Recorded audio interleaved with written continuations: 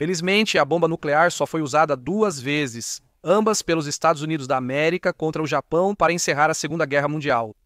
As 2 bombas mataram cerca de 20 mil pessoas, em sua maioria civis. Desde então, discute-se se foi a decisão certa e se os Estados Unidos poderiam ter agido diferente. Que outras opções eles tinham? Certamente, o ataque deliberado a civis nunca pode ser justificado.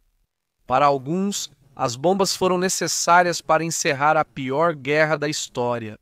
Para outros, foi um crime de guerra, mostrando os Estados Unidos agindo tão desumanamente quanto o inimigo que combatiam. Neste vídeo, vou argumentar que, pelas opções disponíveis, os americanos agiram corretamente ao usar armas nucleares contra o Japão. Eles realmente não tinham escolha. Foi, claro, uma tragédia que isso tenha sido necessário, mas era a menos pior de um conjunto de opções muito ruins. No entanto, antes de entrarmos nisso, vamos fazer uma rápida visão geral da história para tentar entender a posição em que os Estados Unidos da América estavam em 1945.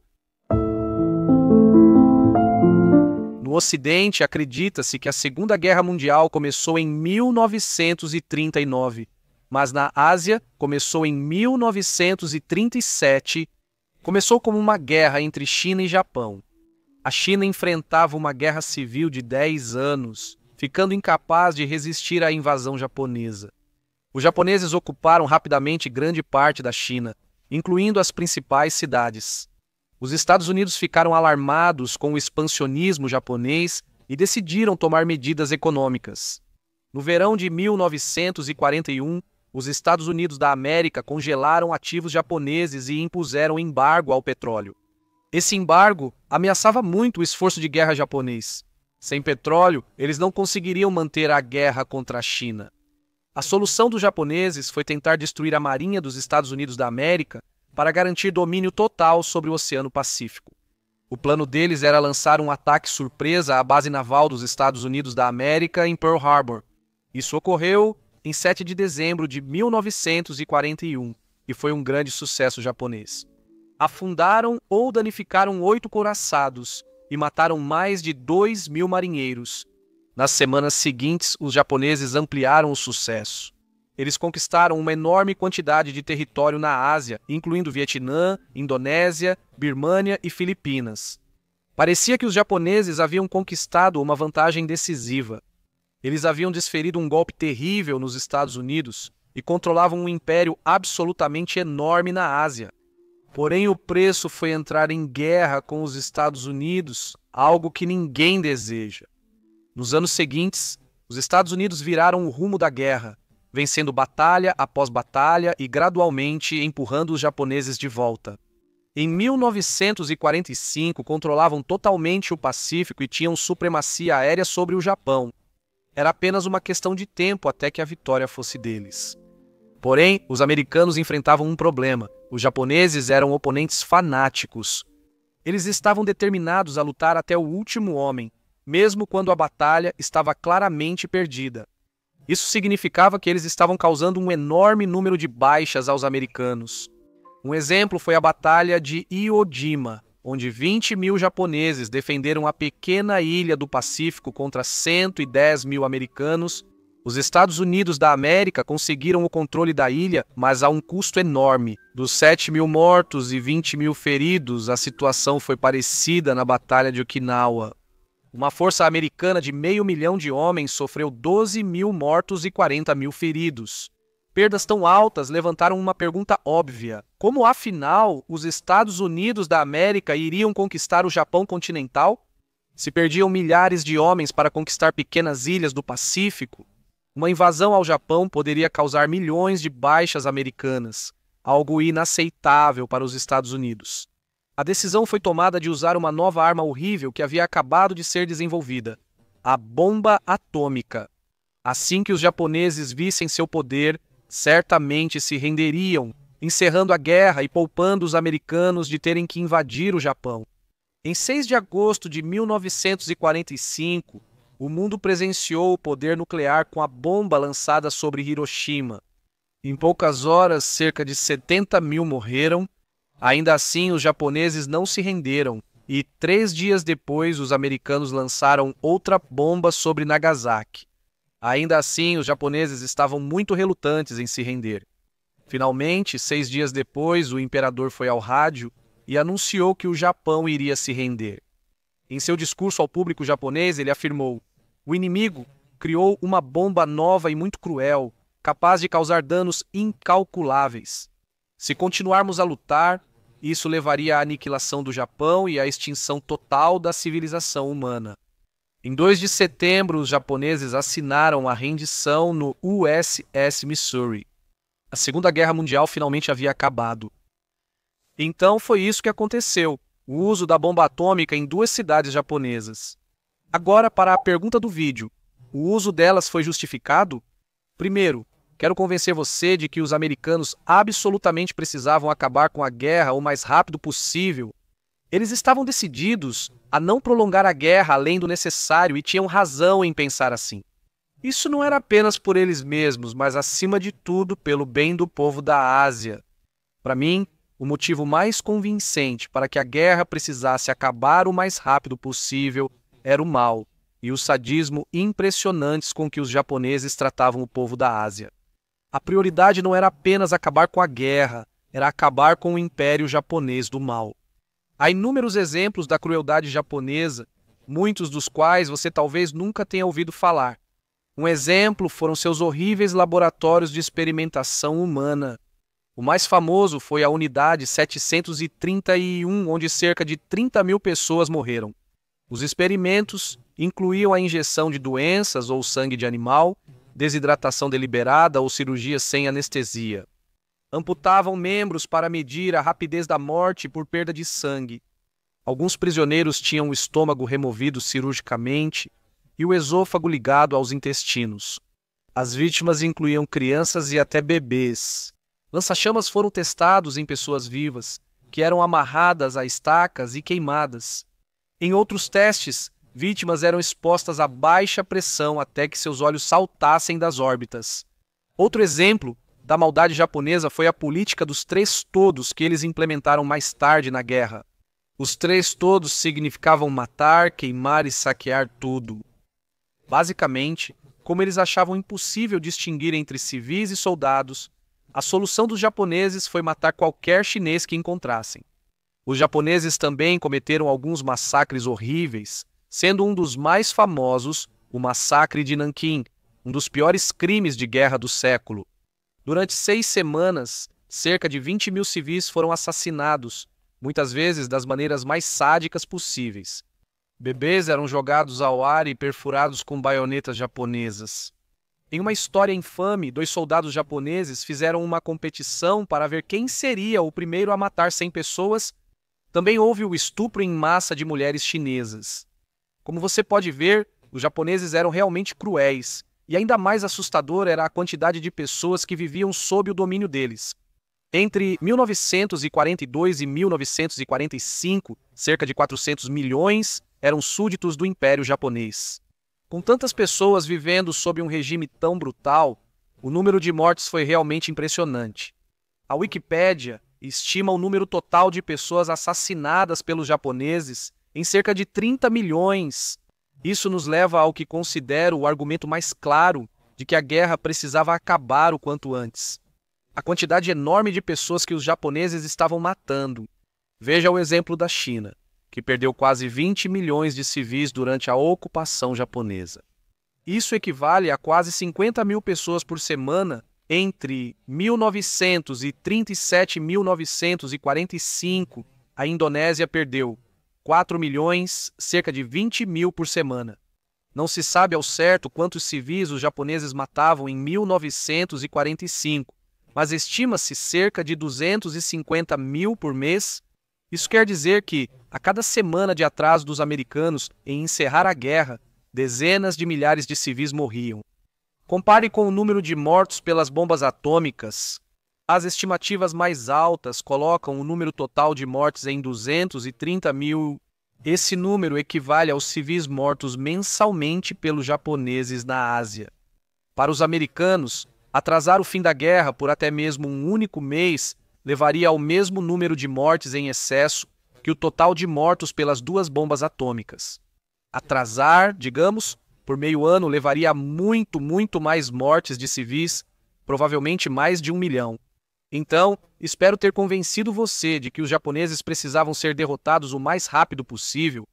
Isso então levanta a questão: os americanos tinham alguma outra maneira de acabar com a guerra tão rapidamente? Era mesmo necessário usar armas nucleares nas cidades ou havia alternativas? Essa é uma questão muito mais complicada e difícil, mas na minha opinião, basicamente era a única maneira de acabar com a guerra tão rapidamente. Para demonstrar isso, vamos analisar algumas das outras opções que os americanos tinham disponíveis e ver por que elas não teriam funcionado. O mais óbvio que os Estados Unidos da América poderiam ter feito seria invadir o Japão por terra. Para mim, essa ideia pode ser descartada com bastante facilidade. Primeiro, isso levaria anos, causando a morte de milhões de civis asiáticos pelos japoneses. Os Estados Unidos da América provavelmente teriam perdido mais de 500 mil de soldados, e o próprio Japão também teria perdido milhões de civis e soldados.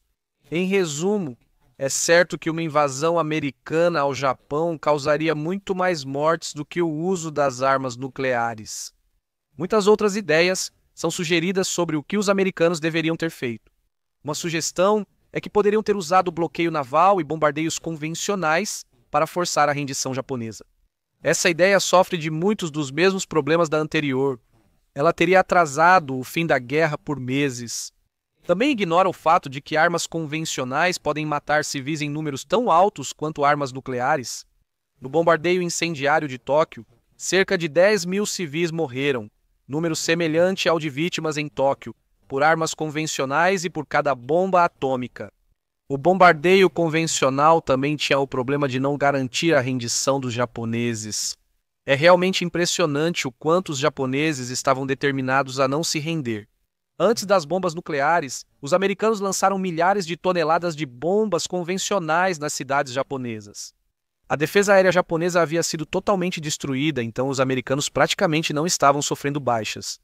Mesmo assim, os japoneses queriam continuar. O primeiro-ministro disse que o Japão poderia lutar por mais 2 anos. Acho que, olhando para trás, é improvável que os japoneses teriam resistido tanto tempo, mas é um exemplo do que eles diziam.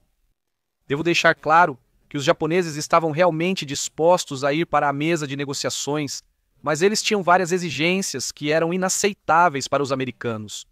Eles estavam determinados a não permitir a ocupação do Japão e a manter o seu império. Por isso eles queriam continuar lutando. Eles pensavam que quanto mais custassem aos americanos, melhor poderiam negociar a paz. Para os americanos, a ideia do Japão manter seu império era inaceitável. E dado que agora você sabe o número de civis que eles estavam matando, tenho certeza de que você pode entender o porquê. Os americanos exigiam rendição incondicional e não aceitavam menos. Acredito que só com armas nucleares os americanos conseguiram uma rendição incondicional tão rápida. Isso levanta a questão: era mesmo necessário usá-las em cidades? Os americanos poderiam ter bombardeado um alvo puramente militar ou uma área despovoada só para mostrar o poder da bomba? Bem, esse tipo de ideia foi considerado pelos americanos, mas eles sempre encontravam problemas com elas. Primeiro, eles estavam preocupados que usar as bombas em uma área despovoada não seria realmente tão impressionante. Nas palavras de Oppenheimer, seria um enorme bombardeio nuclear, detonado a grande altura, causando pouco dano. Eles não acreditavam que isso faria os japoneses se renderem. Outro problema era que os americanos não tinham um número ilimitado de bombas. Eles só tinham, na verdade, 2, as 2 que usaram. Uma terceira estava a caminho, mas não estaria disponível por várias semanas. A ideia também tinha outro grande problema. Se os americanos quisessem lançar a bomba em um campo aleatório para mostrar poder, teriam que avisar os japoneses onde seria. Se os japoneses não prestassem atenção, não veriam a explosão. Se eles não vissem e tudo o que vissem fosse o campo queimado depois, isso não seria nem um pouco impressionante. Isso não os faria perceber o poder da bomba. Isso significava que os americanos precisariam avisar os japoneses sobre o local do lançamento da bomba, o que traria muitos problemas. Os japoneses saberiam para onde o avião iria voar, então poderiam tentar abatê-lo ou interceptá-lo. Se eles conseguissem interceptar o avião, isso seria um desastre monumental. Os japoneses, então, teriam a bomba, que poderiam potencialmente usar ou, ainda pior, poderiam estudá-la, ajudando-os a fazer a própria bomba deles. Outra coisa que preocupava os americanos era que, se os japoneses soubessem onde a bomba seria detonada, eles levariam prisioneiros de guerra americanos para lá. Outra preocupação era se as bombas não explodiriam. Isso, como a interceptação do avião, teria sido um grande desastre, pois os japoneses poderiam usar ou estudar a bomba. Para ser justo, isso era um risco. Se soltassem a bomba em uma cidade ou em um campo, a diferença seria se fosse em um campo. Eles assumiriam esse risco por algo que provavelmente nem faria os japoneses se renderem. Resumindo, os americanos realmente não queriam continuar jogando bombas em campos no Japão. Outra opção era lançar a bomba em alvo militar. Isso tinha muitos dos mesmos problemas que lançar a bomba em uma área despovoada. Outro problema era que todos os principais alvos militares ficavam em cidades. Na verdade, parte do motivo pelo qual Hiroshima foi escolhida foi justamente porque era um importante centro militar e até 20.000 soldados morreram na explosão. Acredito que as bombas precisavam atingir cidades para causar máximo impacto psicológico no governo japonês. Quero dizer, só pense por um minuto no fato de que os japoneses não se renderam depois da primeira bomba. 10.000 pessoas morreram em uma única explosão, mas ainda assim eles não se renderam. Mesmo após a segunda, só se renderam brevemente e após vários dias. Na verdade, a história do que ocorria no governo japonês naquela época é surpreendente. No Japão, havia 7 principais tomadores de decisão: o imperador e um conselho de guerra de 6 homens. O conselho de guerra era composto pelo primeiro-ministro, pelo ministro das Relações Exteriores e por 4 generais. Antes da bomba atômica, apenas o imperador e o ministro das Relações Exteriores consideravam a rendição. A primeira bomba atômica foi lançada sobre Hiroshima em 6 de agosto, e o que veio depois foi realmente insano. O ministro das Relações Exteriores informou ao imperador que a guerra estava perdida e o Japão precisava se render. O imperador pediu ao ministro das Relações Exteriores que reunisse o conselho de guerra para tentar convencê-los. Quando o ministro das Relações Exteriores tentou organizar a reunião, 4 membros do conselho de guerra não apareceram. Um dos ministros afirmou estar ocupado com assuntos mais urgentes, enfatizando o ponto: a bomba nuclear havia sido lançada em seu país. Ele respondeu que tinha coisas mais importantes do que decidir se o Japão deveria se render. Provavelmente, o que estava acontecendo era que aqueles homens não conseguiam se convencer a defender a rendição, porque achavam isso vergonhoso, nem a defender a continuação da guerra, porque sabiam que isso destruiria o Japão. Em 9 de agosto, a segunda bomba caiu sobre Nagasaki. Nesse mesmo dia, algo muito importante também aconteceu. A Rússia declarou guerra ao Japão. A entrada da Rússia na guerra foi, na verdade, algo muito importante. Eles tinham sido neutros até aquele momento, e alguns membros do governo japonês até estavam tentando se aproximar deles para negociar um cessar-fogo com os Estados Unidos. A declaração de guerra dos russos foi um forte golpe psicológico para os japoneses, pois ameaçava seus exércitos na Ásia. A segunda bomba nuclear e a declaração de guerra da Rússia convenceram os japoneses de que precisavam se render.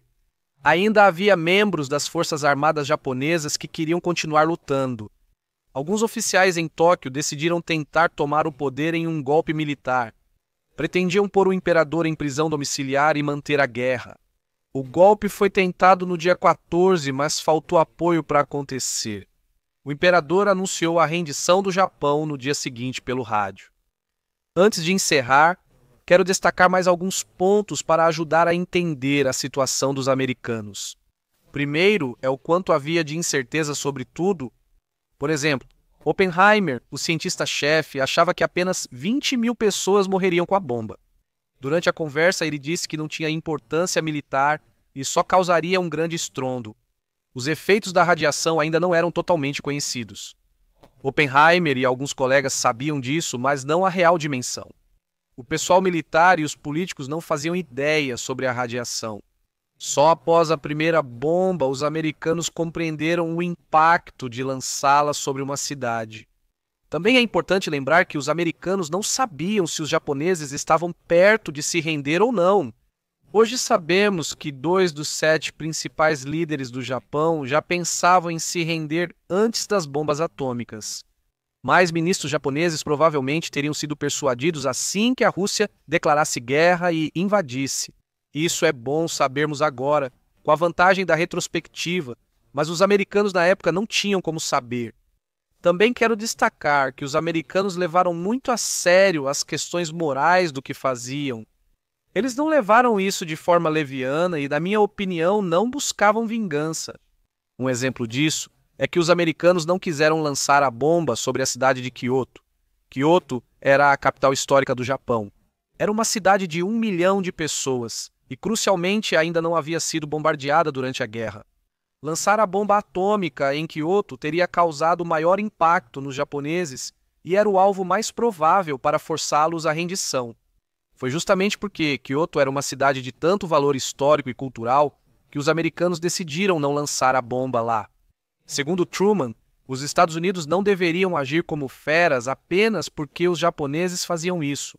Em conclusão, acredito que os americanos estavam certos em usar armas nucleares para acabar com a Segunda Guerra Mundial. Isso por vários motivos, mas principalmente porque nada encerraria a guerra tão rápido. Mesmo que você acredite que a única coisa que os Estados Unidos da América deveriam ter levado em consideração era minimizar as mortes de civis, ainda assim acho que usar a bomba foi a decisão certa. Não vejo alternativa para os americanos que resultasse em menos mortes de civis. Isso é o mais importante, devido à estatística que repeti várias vezes no vídeo de que os japoneses estavam matando cerca de 250 mil civis asiáticos por mês. No fim das contas, quando você tem um império que é mau a esse ponto, simplesmente não pode haver nenhum atraso em acabar com ele.